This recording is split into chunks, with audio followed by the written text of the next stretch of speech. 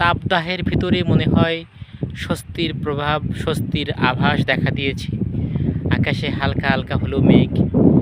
বৃষ্টি হবে কি না বলা যাচ্ছে না, বৃষ্টির ছোঁয়া আমরা পাইনি। তবে গেল 2 দিন আগে খুলনা অঞ্চলে স্বল্প বৃষ্টি হয়েছিল, আমাদের এখানে হয়নি।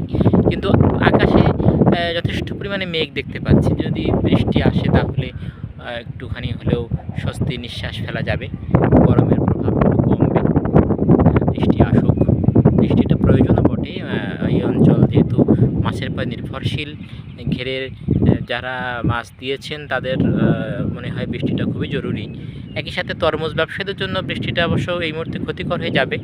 তারপরেও সবারই কম বেশি যদি অল্প স্বল্প বৃষ্টি হয় মন্দ হয় না। দেখি আকাশগঙ্গা 2-1 ফোঁটা তার বারিধারা আমাদের দেন কি না।